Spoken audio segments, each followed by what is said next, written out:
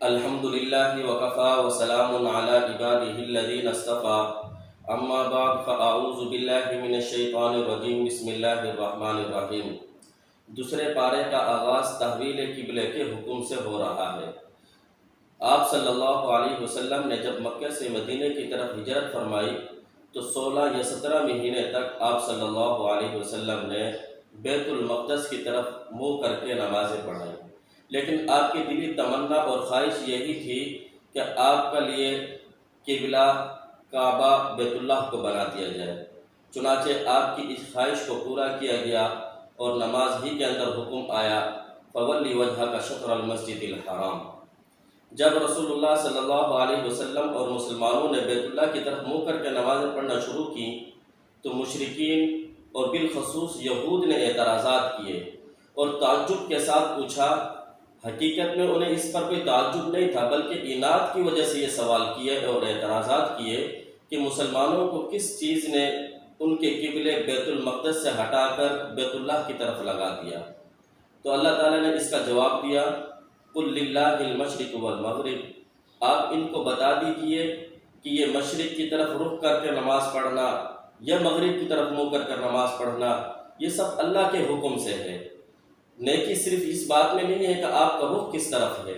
اگر تم یہ چاہتے ہو کہ نیکی کو حاصل کرنا چاہتے ہو تو لیس البر ان تولوا وجوہکم قبل المشرق والمغرب ولکن البر من آمن باللہ والیوم الآخر والملائکۃ والکتاب والنبیین۔ نیکی کے کام تو یہ ہے کہ اللہ پر ایمان لایا جائے اور آخرت کے دن پر، فرشتوں پر، کتابوں پر، نبیوں پر، اور اللہ کی خوش ندی حاصل کرنے کے لیے اللہ کی محبت میں یتیموں کو، مسکینوں کو، قریبی رشتہ داروں کو مال دیا جائے۔ اصل نیکی تو یہ ہے، اصل دیکھنا یہ ہے کہ اللہ کا حکم کیا ہے۔ کسی ایک جہت کی طرف جو ہے رخ کر کے نماز پڑھنا اس میں اصل نیکی نہیں، بلکہ یہ دیکھنا ہے کہ اللہ کا حکم کیا ہے۔ اگر بیت المقدس کی طرف رخ کر کے نماز پڑھی گئی وہ بھی اللہ کے حکم سے، اور جب بیت اللہ کی طرف منہ کر کے نماز پڑھی جا رہی ہے یہ بھی اللہ کے حکم سے ہے، لہٰذا اس اعتراض کا جواب یہاں پر دیا گیا۔ اور اسی طریقے سے اس پارے کے اندر اللہ تعالیٰ نے تقریباً 20 سے زائد احکام اس کے اندر بیان فرمائے ہیں۔ ان میں سے ایک حکم یہ بھی بیان فرمایا کہ جو اللہ کی راہ میں جہاد کرتے ہوئے شہید ہو جائے وہ ان کو مردہ مت کہو، وہ اللہ کے ہاں زندہ ہیں، انہیں اللہ کی طرف سے رزق دیا جاتا ہے۔ تیسرا حکم جو اس کے اندر بیان کیا جا رہا ہے، ان الصفا والمروۃ من شعائر اللہ۔ زمانہ جاہلیت کے اندر صفا اور مروہ پہاڑی کے اوپر 2 بت رکھے ہوئے تھے، تو اس وقت اس کی جب سائر کی جاتی اس بت کے نام پر کی جاتی تھی۔ جب اسلام آیا تو صحابہ کے دلوں کے اندر ایک تشویش ہوئی کہ کہیں ایسا تو نہیں کہ صفا اور مروہ پر سائر کرنے کی وجہ سے ہمیں گناہ تو نہیں ملے گا۔ تو اللہ تعالیٰ نے فرمایا صفا اور مروہ یہ اللہ کی نشانیوں میں سے، اللہ کے شعائر میں سے ایک شعائر ہے، لہٰذا اس کے سعی کرنے میں کوئی گناہ نہیں۔ پھر آگے چوتھا حکم بیان فرمایا، کسی چیز کی حلت اور حرمت کا مدار اللہ کا حکم ہے۔ کوئی انسان اپنی طرف سے کسی چیز کو نہ حلال کر سکتا ہے نہ حرام کر سکتا ہے۔ جو چیزیں اللہ نے حلال کی وہ حلال ہیں، جو چیزیں اللہ نے حرام قرار دی ہیں وہ حرام ہی رہیں گی۔ البتہ 4 چیزیں ایسی ہیں جن کی حرمت کو اللہ تعالیٰ نے بڑی شد اور مد کے ساتھ بیان کی۔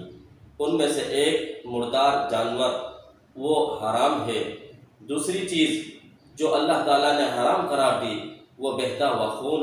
تیسری چیز خنزیر کا گوشت حرام۔ اور چوتھی چیز وہ چیز جو غیر اللہ کے لیے نامزد کر دی گئی ہو، جس سے مقصود غیر اللہ کا قرب حاصل کرنا ہو، یہ چیز بھی حرام ہے، اللہ نے اس کو حرام قرار دیا۔ اور پھر اس کے بعد ایک حکم قصاص کے متعلق اللہ رب العزت نے دیا۔ قصاص کے اندر اگرچہ بظاہر ایک انسان کو قتل کرنا ہے، لیکن اس حکم پر عمل کرنے کی وجہ سے اللہ فرماتے ہیں بہت سارے لوگوں کے لیے تم لوگوں کے لیے اس میں حیات ہے، زندگی کشیدہ ہے۔ پھر اس کے بعد اللہ تعالیٰ نے وصیت کا حکم دیا کہ انسان کو اپنے مرنے سے پہلے ہر وقت وصیت لکھ کر رکھنی چاہیے۔ پتہ نہیں ہے موت کا کسی بھی وقت موت آ سکتی ہے، تاکہ اس کے مرنے کے بعد اس کے رشتہ داروں میں جھگڑے پیدا نہ ہوں۔ پھر اس کے بعد اللہ تعالیٰ نے ایک اور حکم روزوں کے فضیلت کے بارے میں فرمایا، یا ایھا الذین آمنوا کتب علیکم الصیام کما کتب علی الذین من قبلکم لعلکم تتقون۔ روزے کے احکام اور مسائل اس رکوع کے اندر بیان کیے جا رہے ہیں کہ ہر مسلمان بالغ عاقل مرد کو اور عورت کو پر روزے فرض کیے گئے ہیں، البتہ اگر کوئی بیمار ہے، شرعی عذر ہے یا کوئی مسافر ہے، وہ روزہ نہیں رکھنا چاہتا تو اس کو نہ رکھنے کی اجازت ہے۔ فدیے کے احکام بیان کیے گئے، روزوں کی راتوں کے اندر بیوی سے ہم بستر ہونے کی اجازت دی گئی، اور اسی طریقے سے ایک حکم یہ بھی بیان کیا جا رہا ہے کہ کسی کے مال کو ناحق طریقے سے مت کھاؤ، غصب کے طریقے سے، لوٹ مار کے ذریعے سے، چوری کے ذریعے سے، رشوت کے ذریعے سے کسی کا مال ہتھیانا کھانا یہ جائز نہیں ہے۔ پھر اس کے بعد اللہ تعالیٰ نے جہاد کا حکم دیا اور کہا کہ جہاد اصل میں اعلاء کلمت اللہ کے لیے کیا جاتا ہے، لہٰذا تمہیں جہاد کرنے کی اجازت ہے۔ اور پھر اس کے بعد الحج و اشہر معلومات، حج کے احکام بڑی تفصیل کے ساتھ اللہ رب العزت نے بیان فرمائے، کون سی چیزیں حالت احرام میں جائز ہیں اور کون سی چیزیں ایسی ہیں اگر آپ سے جنایت ہو جاتی ہے احرام کی حالت میں تو پھر اس کا کفارہ کیا ہے، فدیہ کیا ہے۔ اور اسی طریقے سے یہ بھی ارشاد فرمایا کہ عرفات کے اندر جانا یہ بھی حج کے احکام میں سے ایک حکم ہے۔ پھر اس کے بعد اللہ رب العزت نے اللہ کی راہ میں خرچ کرنے کے بارے میں بیان کیا کہ اصل چیز یہ نہیں کہ تم کیا چیز اللہ کی راہ میں خرچ کرتے ہو، اصل چیز یہ دیکھنا ہے کہ اللہ کی راہ میں کن لوگوں کو دیا جا رہا ہے، کن کے ساتھ تعاون کیا جا رہا ہے۔ پھر اس کے بعد اللہ رب العزت نے مسلمان مرد اور عورتوں کو مشرکین مرد اور عورتوں کے ساتھ نکاح کرنے کی حرمت کو بیان کیا جا رہا ہے۔ پھر اس کے بعد اللہ تعالیٰ نے مرتد کے حکم کو بیان کیا کہ مرتد جو اسلام سے پھر جائے اس کا حکم کیا ہے اور اس کی سزا کیا ہے، اس کو بیان کیا۔ پھر اس کے بعد اللہ رب العزت نے ایک اور حکم بیان کیا، وَيَسْأَلُونَكَ عَنِ الْمَحِيضِ، وہ عورتیں جو ایام مخصوصہ میں ہوں ان کے ساتھ ہم بستری کرنا یہ حرام ہے، اس لیے کہ علت ہوا اذن کہ وہ گندگی ہے۔ اس سے ایک مسئلہ یہ بھی پتہ چلا، جس طرح عورت کے ایام مخصوص جو ہر مہینے میں عورت کو آتے ہیں، اس دوران ہم بستری کرنا حرام کیوں؟ اس لیے کہ یہ گندگی ہے۔ اسی طریقے سے وہ خون جو عورت کو ولادت کے بچے کی ولادت کے بعد آتا ہے، جسے شریعت کی اصطلاح میں نفاس کہتے ہیں، اس کے اندر بھی عورت کے ساتھ ہم بستری کرنا حرام ہے۔ پھر اس کے بعد اللہ رب العزت نے ایلا کے بارے میں بیان کیا۔ ایلا کہتے ہیں کہ کوئی شخص اپنی عورت کے ساتھ جو قسم اٹھائے کہ میں 4 مہینے تک اس کے قریب نہیں جاؤں گا، اگر 4 مہینے گزر جاتے ہیں تو ایسی عورت پر خود بخود طلاق بائن ہو جاتی ہے۔ یہ عورت دوسری جگہ پر نکاح کرنا چاہے تو اس کو نکاح کرنے کی اجازت ہوتی ہے، اور اگر اس مدت کے اندر وہ رجوع کرنا چاہتا ہے اور اس نے رجوع کر لیا تو پھر اس کو کفارہ ادا کرنا پڑے گا۔ الطلاق مرتان، یہاں سے اللہ رب العزت نے طلاق کے احکام اور مسائل کو بیان کیے ہیں کہ طلاق 3 ہی ہیں، خواہ وہ ایک مجلس میں دی جائیں تب بھی وہ 3 شمار ہوں گی، الگ الگ مجلس میں دی جائیں تب بھی وہ 3 ہی سمجھی جائیں گی۔ رجوع کرنے کا حق 1 اور 2 طلاق کے بعد ہے، تیسری طلاق کے بعد رجوع کرنے کا حق نہیں ہے۔ اگر کسی نے تیسری طلاق دے دی تو پھر تحلیل شرعی کے بغیر پہلے شوہر سے نکاح کرنا اس کے لیے جائز نہیں ہے۔ پھر اس کے بعد اللہ رب العزت نے طلاق کی عدت بیان کی۔